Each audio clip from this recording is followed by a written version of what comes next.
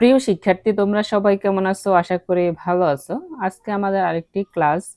আজকে হচ্ছে বাংলাদেশ ও বিশ্ব পরিচয়, নবম দশম শ্রেণীর বাংলাদেশ ও বিশ্ব পরিচয়। আজকে আমরা চতুর্থ পেজ পড়ব। আপনার 4 পৃষ্ঠায় কি কি আছে সেগুলো জানার চেষ্টা করব। তো চলো শুরু করি। এই দেখতে পাচ্ছ আজকে হচ্ছে 4 পেজ। আমরা আজকে 4 পেজে পড়ব। 4 পেজে কি কি আছে আমরা সেগুলো আজকে জানার চেষ্টা করব। প্রিয় শিক্ষার্থী, তোমরা মনোযোগ সহকারে দেখো কি কি আছে, আমরা একটু বোঝার চেষ্টা করি। চলো। পুলিশ প্রথমে কয়েকজনকে গ্রেপ্তার করে। আমরা আগের পেজে পড়ছিলাম যে কি ভাষা আন্দোলনে যখন যারা প্রতিবাদ করছিল, ওই প্রতিবাদে যারা মিছিল করছিল তাদেরকে কি করছিল, পুলিশে প্রথমে কয়েকজনকে গ্রেপ্তার করে, মিছিলে লাঠিচার্জ করে ও কাঁদানে গ্যাস নিক্ষেপ করে। কে করেছিল এগুলো? পুলিশে করেছিল। এক পর্যায়ে পুলিশ গুলি বর্ষণ করলে আব্দুস সালাম, আব্দুল বরকত, জাব্বার এবং রফিক শহীদ হন। কয়জন শহীদ হন? 3 জন শহীদ হন। মানে পুলিশে যখন লাঠি চার্জ করে এবং কি করে, যখন বাধ্য হয় তখন কি করে, পুলিশে নির্বিচারে কি করে, গুলি চালাতে শুরু করে আন্দোলনটা ব্যাহত করার জন্য। তখন কি হয়েছে, তখন এই গুলিটা এসে প্রথমে কার গায়ে আসে লাগলো? আব্দুল সালাম, আব্দুল বরকত, আবুল বারকত, তারপরে জব্বার, শফিক, এদের মানে গায়ে এসে পড়ে। তখন এরা পুলিশের গুলিতে কি হয়, নিহত হয়। অনেকে আহত হন। ঢাকায় ছাত্র হত্যার খবর দ্রুত সারা দেশে ছড়িয়ে পড়ে। ঢাকার যে ছাত্র হত্যা হয়েছিল সেই খবর সারা বাংলাদেশে কি করে, খবরটা সারা বাংলাদেশে জানাজানি হয়ে যায়। 22শে ফেব্রুয়ারি ঢাকায় বিশাল হচ্ছে শোক র্যালি বের হয়। 21শে ফেব্রুয়ারি তো এই হত্যাকাণ্ড ঘটে। 22শে ফেব্রুয়ারি সারা দেশে একটি মানুষ শোক পালন করার জন্য কি করে, রাস্তায় নেমে পড়ে। সেখানে পুলিশের হামলায় শফিউর রহমান শহীদ হন। দ্বিতীয় দিন কে শহীদ হন? শফিউর রহমান শহীদ হন। তো মানে তাদের এই স্মৃতিটা আমরা পড়তেছি আর এই মুহূর্তে বাংলায় পড়তেছি। তো মানে তাদের জন্য তো অবশ্যই দোয়া করি, তাদের রুহের মাগফিরাত কামনা করি। এরপরে শহীদদের স্মৃতি অমর করে রাখার জন্য 23শে ফেব্রুয়ারি ছাত্র জনতা ঢাকা মেডিকেল কলেজের সামনে একটি শহীদ মিনার নির্মাণ করেন এবং শফিউর রহমানের পিতাকে দিয়ে ওই দিনে তা উদ্বোধন করা হয়। এতজন যে ছাত্র মারা গেল বাসার জন্য, তো 23শে ফেব্রুয়ারি 21 থেকে 21শে ফেব্রুয়ারিও মারা গেছে এবং কি 22শে ফেব্রুয়ারিও মারা গেছে। 23শে ফেব্রুয়ারি এই এই তাদের এই আত্মত্যাগকে কি করার জন্য, স্মরণীয় করে রাখার জন্য কি করা হয়, তখন একটা শহীদ মিনার নির্মাণ করা হয়। সেই শহীদ মিনারে উদ্বোধন করেন কাকে দিয়ে? শফিউর রহমানের পিতাকে দিয়ে। 24 তারিখ পুলিশ উক্ত শহীদ মিনার ভেঙে ফেলে। এত কষ্ট করে শহীদ মিনার বানাইলো, আর এই শহীদ মিনারটা কি করলো, পুলিশে, পাকিস্তান সরকারের নির্দেশে পুলিশে ভেঙে ফেলে। ঢাকায় 21শে ফেব্রুয়ারি ছাত্র হত্যার প্রতিবাদে চট্টগ্রামে কবি মাহবুব উল আলম চৌধুরী কাঁদতে আসিনি, ফাঁসির দাবি নিয়ে এসেছি শীর্ষক প্রথম কবিতা রচনা করেন। ছাত্রদেরকে কেন্দ্র করে চট্টগ্রামের কবি তিনি কি করেছিলেন, একটা কবিতা লিখেছেন, কাঁদতে আসিনি, ফাঁসির দাবি নিয়ে এসেছি। তরুণ কবি আলাউদ্দিন আল আজাদ স্মৃতির মিনার কবিতাটি রচনা করেন। এই ভাষা আন্দোলনকে কেন্দ্র করে তাদের কবিতার ভাষার মাধ্যমে তারা কি করেন, প্রতিবাদ করেন। তারা এই কবিতাটি লেখেন। ঢাকার বাইরে চট্টগ্রাম, রাজশাহী, রংপুর, খুলনা, বরিশাল, কুমিল্লা সহ বিভিন্ন শহরে ছাত্র, যুবক সহ সাধারণ মানুষ ভাষার দাবিতে আন্দোলনের প্রতি একাত্মতা ঘোষণ করে। আমরা যেমন দেখেছিলাম 24শে আন্দোলন হয়েছিল, হ্যাঁ, আমরা তো ভাষা আন্দোলনের সাথে একটু রিলেট করতে চাচ্ছি। 24শে আন্দোলন তো তোমরা সবাই দেখেছ, তাই একটু রিলেট করার চেষ্টা করতেছি। তো ভাষা আন্দোলনে সময় এরকম একটা আন্দোলন ছিল, 24শে আন্দোলন যেমন প্রথমে ছাত্ররা শুরু করছে, কিন্তু যখন ছাত্র অকাতারে মারা যাচ্ছে তখন সব পেশা শ্রেণীর মানুষে ওইখানে যোগদান করে আন্দোলনটা সফল করে। তেমনি ভাবে এই ভাষা আন্দোলনের মধ্যেও প্রথমে ছাত্ররা শহীদ হয়, তারপর ছাত্ররা শুরু করে, তখন এর পরবর্তীতে মানে সকল পেশাজীবী মানুষে এই আন্দোলনে কি করে, অংশগ্রহণ করে বা একাত্মতা ঘোষণা করে। পাকিস্তান রাষ্ট্রের প্রতি ঘৃণা পোষণ শুরু করে। পাকিস্তান রাষ্ট্রের প্রতি আগে যাও একটু সহানুভূতি ছিল। আর সেটা কি করে দিন দিন আরো মানে যখন এই ছাত্রদেরকে অকাতরে মারা হয়েছে তখন তাদেরকে ঘৃণার চোখে দেখা শুরু করছে বাঙালিরা। এসব হত্যাকাণ্ড পূর্ব বাংলার জনগণের মনে এক উপর বড় ধরনের প্রতিক্রিয়া সৃষ্টি করে। এসব হত্যাকাণ্ডের কারণে তারা মানে আরো বেশি ক্ষিপ্ত হয়ে যায় পূর্ব বাংলার মানুষ যারা তখন বসবাস করছিল বাংলাদেশে আর কি।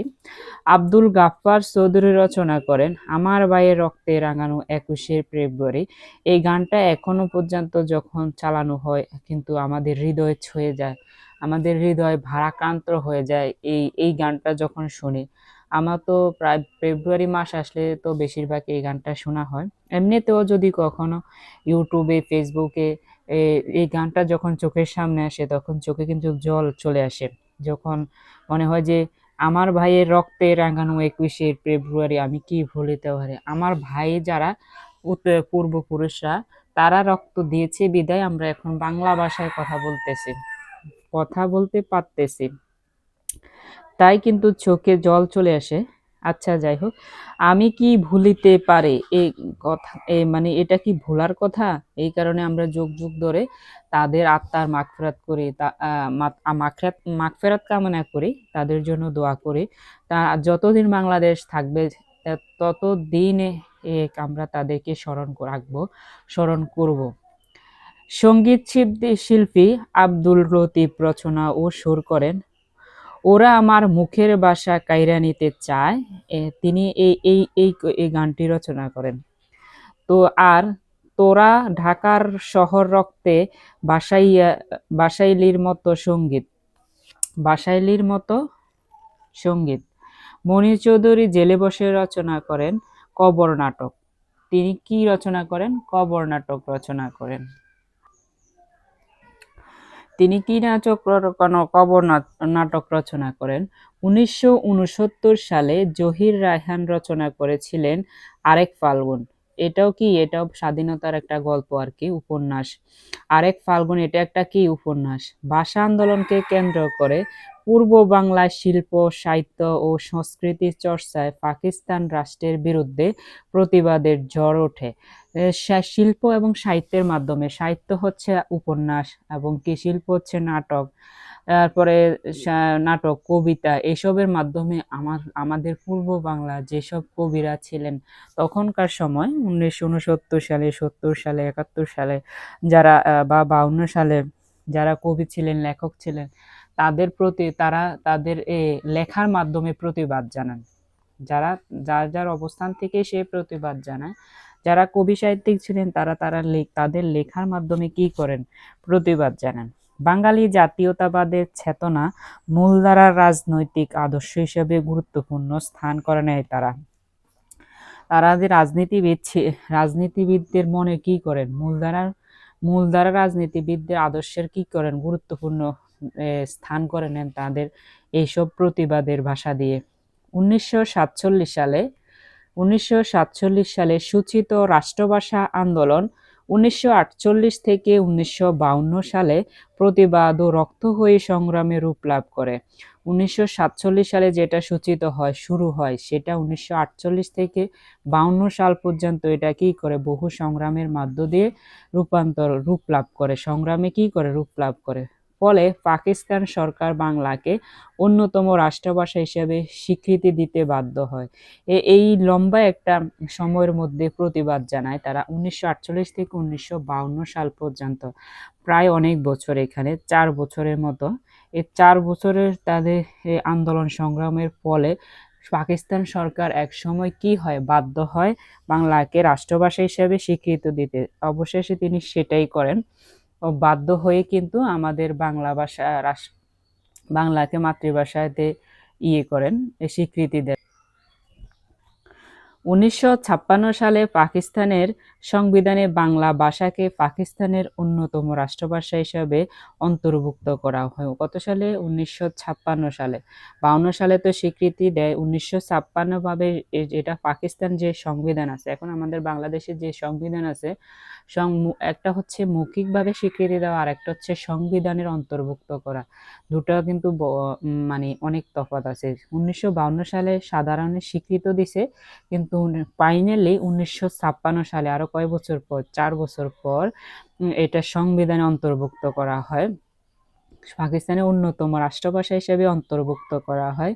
নিজের ইতিহাস, ঐতিহ্য, ভাষা ও সংস্কৃতি নিয়ে পূর্ব বাংলার বাংলাভাষী ও অন্যান্য জনগোষ্ঠী মাথা উঁচু করে দাঁড়ানোর সাহস ও আত্মপ্রত্যয় খুঁজে পায়। নিজের ইতিহাস, যে বাংলাদেশের যে ইতিহাস, তখন তো সেটা বাংলাদেশ ছিল না, সেটা পূর্ব বাংলা নামে পরিচিত ছিল।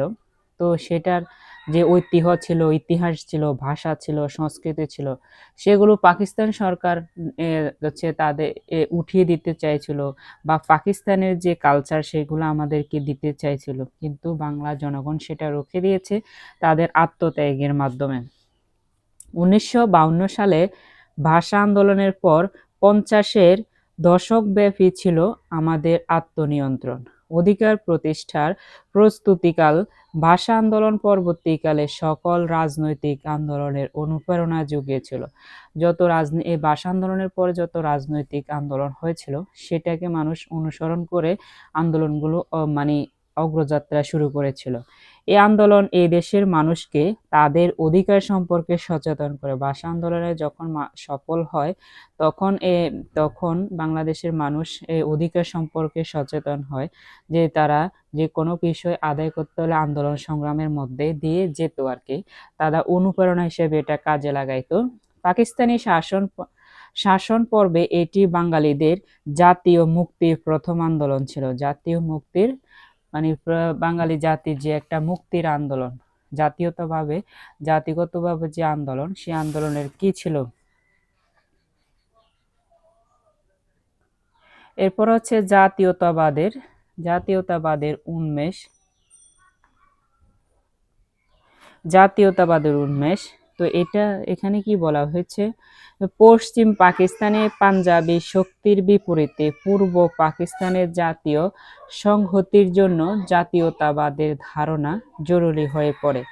যেহেতু হিন্দু মুসলমান নির্বিশেষে আমাদের বেশিরভাগ মানুষ বাংলাভাষী, হিন্দু এবং কি মুসলমান বাংলাদেশে মানে সবাই আপনার চাকমা বা উপজাতি যারা আর কি, তারা হয়তো বাংলাদেশের 2% বা লোক হবে আর কি। তো ওরা বাদে আমরা সবাই কিন্তু বাংলা ভাষায় কথা বলি।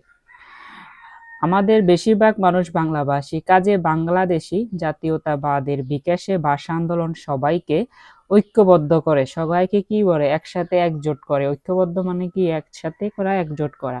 তাতে দেশের জন্য ভাষা ও জাতির মানুষও যোগ দেয়।